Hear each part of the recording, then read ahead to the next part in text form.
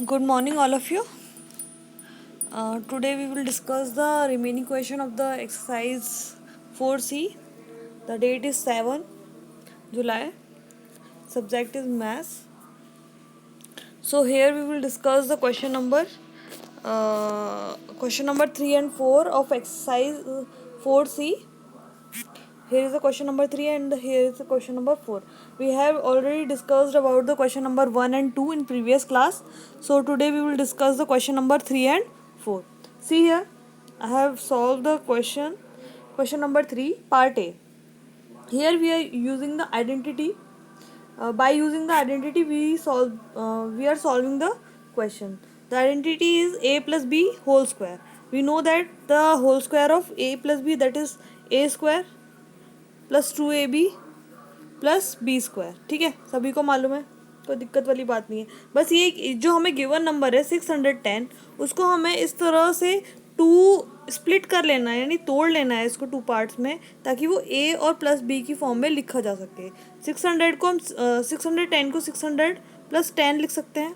ठीक है, हमने इसको इस तरह से इसलिए लिखा है ताकि हम 10 का स्क्वायर करेंगे तो हमें पता है 100 होता है. 600 का स्क्वायर करेंगे तो 6 का स्क्वायर 36 और 0 दो लगे हुए हैं, दो और लग जाएंगे. ठीक है, तो उसमें कोई दिक्कत नहीं आएगी. लेकिन अगर आपको इसको अदर किसी नंबर में अगर आप स्प्लिट करते जैसे 500, तो ये क्या आएगा 500 प्लस 110. फिर हमें 11 का स्क्वायर देखना, मतलब 110 का स्क्वायर देखना पड़ता. ठीक है, तो आप इसको कैसे भी स्प्लिट कर सकते हैं, कोई दिक्कत नहीं है. मैंने यहाँ पे 600 प्लस 10 भी किया है. सबसे लीस्ट नंबर्स में करिए ताकि आपको आसानी से इसके स्क्वायर्स निकाल सको. ठीक है, तो यहाँ पर हमने ए को a इज इक्वल्स टू मान लिया 600 और b इज इक्वल्स टू 10. ठीक है, दोनों का अगर हम सम करेंगे यानी a प्लस बी लिखेंगे तो वो कितना आएगा 610. क्लियर. देखिए इधर ये हो गया.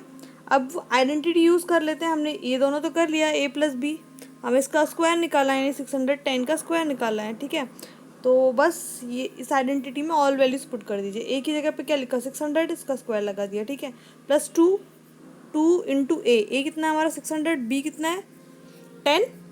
ठीक है, तो वो यहाँ पर लिख दिया हम लोगों ने. अब फिर उसके बाद क्या है बी स्क्वायर. ठीक है, तो बी स्क्वायर के लिए 10 का स्क्वायर. क्लियर. अब 600 का स्क्वायर क्या होता है, दैट इज 360000. ठीक है, कितना आएगा 3,60,000. ठीक है, यही तो आएगा. मल्टीप्लाई कर लिया बीच वाले मिडिल टर्म का भी, ये कितना आया 12,000. ठीक है, और 10 का स्क्वायर कितना होता है हमारे पास 100. सभी को सम कर दिया, that is 3,72,100. That's your final answer. Clear.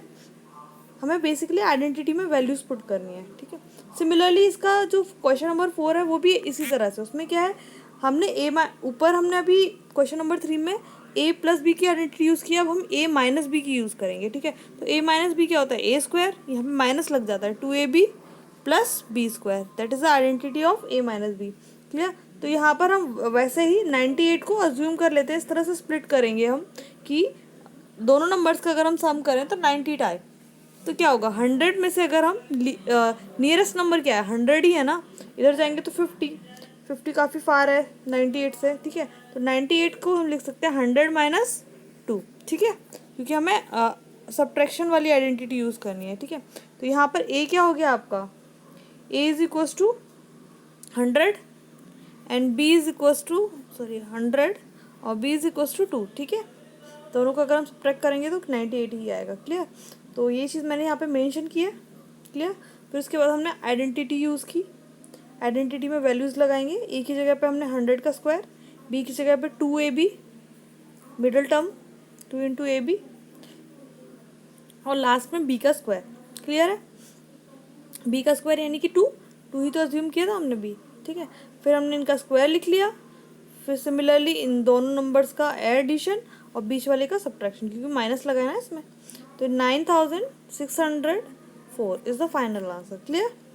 आप एक्सरसाइज कर लीजिए, एक्सरसाइज में आपको कोई दिक्कत नहीं होगी. ठीक है, अभी हम नेक्स्ट जो आपका नेक्स्ट जो आपकी 4D एक्सरसाइज है वो रूट पर बेस है, स्क्वायर रूट पर. तो ठीक है, तो आज थोड़ा स्क्वायर रूट के बारे में भी देख लेते हैं, एग्जैक्टली स्क्वायर रूट होता क्या है. तो इधर देखो, मैं स्क्वायर रूट बताती हूँ आपको क्या होता है बेसिकली. ठीक है, स्क्वायर रूट देखिए ज़रा. Square roots,